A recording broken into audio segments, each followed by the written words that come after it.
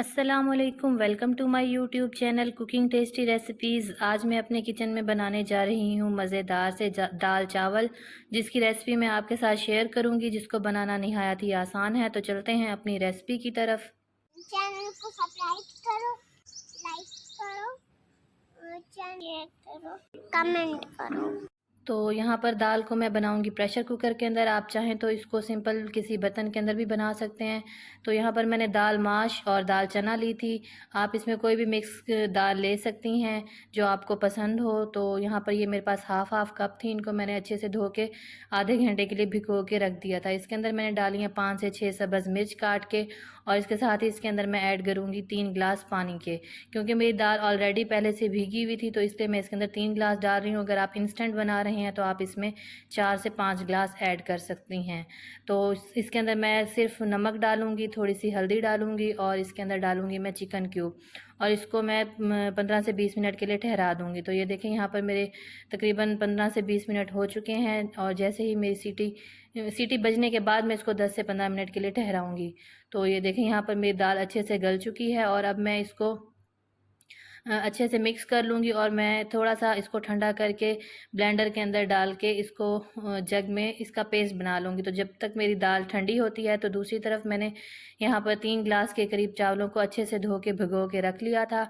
इनको बॉयल करने का तरीका निहायत ही आसान है। एक खुले से बर्तन में आप 3 से 4 गिलास पानी के लिए उसके अंदर मैंने ऐड किया है सब्ज़ मिर्च, और इसके अलावा मैंने कुछ खड़े मसाले लिए हैं, जिसमें बादियान के फूल हैं, दालचीनी है, और इसके अलावा कड़ी पत्ता है। तो इसके अंदर अब मैं 3 से 4 टेबल स्पून ऐड करूँगी ऑयल, और इसके अंदर ऐड करेंगे 1 टेबल स्पून के 1 टू 3 टेबल स्पून के करीब इसमें मैं नमक ऐड करूँगी।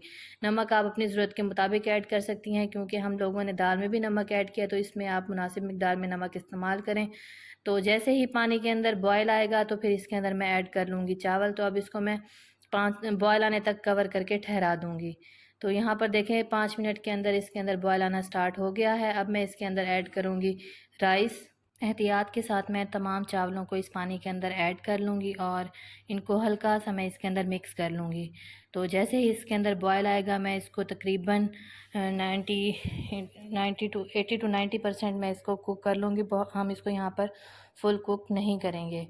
तो ये देखें, यहाँ पर इनको जैसे ही बॉयल आता है, तो मैं इसको साथ साथ चेक भी करती रहूँगी, और इसमें से आराम से चम्मच भी चलाती जाऊँगी। तो यहाँ पर 5 मिनट तकरीबन हो गए थे, और मेरे चावल यहाँ पर तकरीबन डन हो चुके हैं।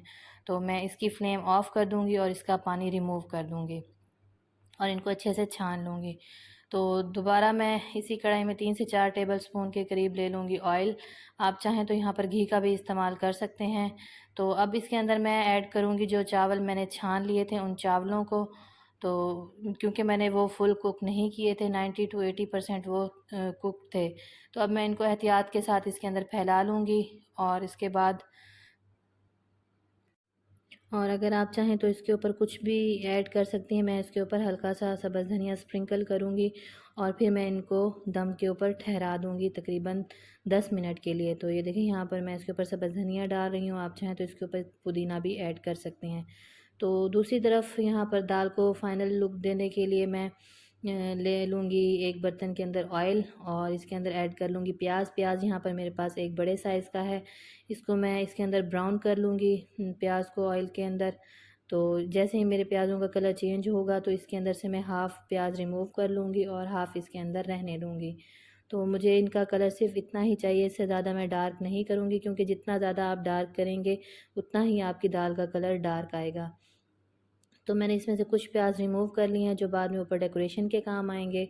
तो अब इसके अंदर मैं ऐड करूँगी टमाटर यहाँ पर है मेरे पास 2 मीडियम साइज़ के, जिनको मैंने कुछ इस कटिंग में काट लिया है, और अब मैं इनको इसके साथ इसमें सॉफ़्ट कर लूँगी।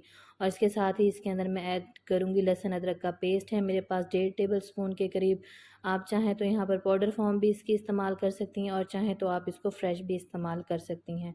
तो ये देखें, जैसे ही ये इसके अंदर अच्छे से कुक होगा, इसकी प्यारी सी खुशबू आने लगेगी, तो इसके अंदर मैं ऐड करूँगी मसाला जात में मैं लूँगी सब्ज़ धनिया, इसमें कुटा हुआ है मेरे पास 1 टेबल स्पून के करीब। इसके अंदर मैं लूँगी ज़ीरा पाउडर, और इसके साथ ही इसके अंदर मैं ऐड करूँगी थोड़ा सा चाट मसाला है, हाफ़ टी स्पून के करीब। ये ऑप्शनल है, अगर आप डालना चाहें तो डाल लें, अदरवाइज़ स्किप कर लें। हाफ़ टी स्पून ही इसके अंदर मैं ऐड करूँगी चिकन पाउडर। 1 टेबलस्पून के करीब इसमें मैं लूँगी सुर्ख मिर्चें आप हस्बे ज़रूरत ऐड कर सकती हैं, क्योंकि मैंने सब्ज़ मिर्चें भी दाल के अंदर ऐड की थी, तो इसलिए मैं इसको इसमें अपनी ज़रूरत के मुताबिक ही मिर्चें ऐड कर रही हूँ। और इसके बाद इसके अंदर मैं ऐड करूँगी नमक। नमक मैंने इसमें हाफ़ टी स्पून ऐड किया है, क्योंकि मैंने दाल के अंदर भी डाला था और चावलों के अंदर भी। तो ये देखें, इनको अच्छे से मिक्स कर लेने के बाद इसके अंदर मैं ऐड कर लूँगी दाल का मिक्सचर। तो थोड़ा सा मैं इसके अंदर पानी ऐड करूँगी और इसको मिक्स करके उस पानी को भी इसमें ऐड करूँगी। पानी तकरीबन यहाँ पर मैं लूँगी हाफ़ कप के करीब। तो इन सब चीज़ों को मैं जब अच्छे से कुक कर लूँगी, तो इसके बाद इसके ऊपर मैं ऐड करूँगी इसके ऊपर मैं बाद में ऐड करूँगी मक्खन। आप चाहें तो यहाँ पर देसी घी का भी इस्तेमाल कर सकते हैं, इससे इसकी खुशबू और टेस्ट बहुत अच्छा आता है। तो इसको मज़ीद मैं 4 से 5 मिनट के लिए अच्छे से कुक कर लूँगी, ताकि मक्खन इसके अंदर अच्छे से मिक्स हो जाए और ये अच्छे से कुक हो जाए। अब इसके अंदर ऊपर मैं ऐड करूँगी सब्ज़ मिर्च है मेरे पास, जिसको मैंने बारीक कट कर लिया था। और इसके अलावा इसके ऊपर ऐड करूँगी थोड़ा सा गरम मसाला है मेरे पास, और इसके साथ ही इसके ऊपर 1 टेबलस्पून के करीब कसूरी मेथी ऐड करूँगी।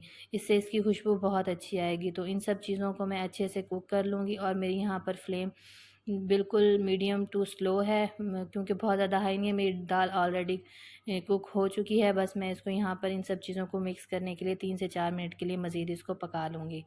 तो ये देखें, अब मैं इसको कवर कर दूंगी और इसके नीचे से फ्लेम ऑफ कर दूंगी और इसको इसी भाप के अंदर ही ठहरा दूंगी। तो दूसरी तरफ मेरे चावल भी 10 मिनट हो गए हैं, इनको अच्छा सा दम आ गया है। अब मैं इनको एहतियात के साथ मिक्स कर लूँगी, ताकि ये एक दूसरे के साथ जुड़ने ना पाएँ। और ये देखें कितने मज़ेदार से मेरे चावल बनकर रेडी हैं। हर दाना खिला खिला सा है और अलग अलग सा, बिल्कुल भी एक दूसरे के साथ नहीं जुड़े।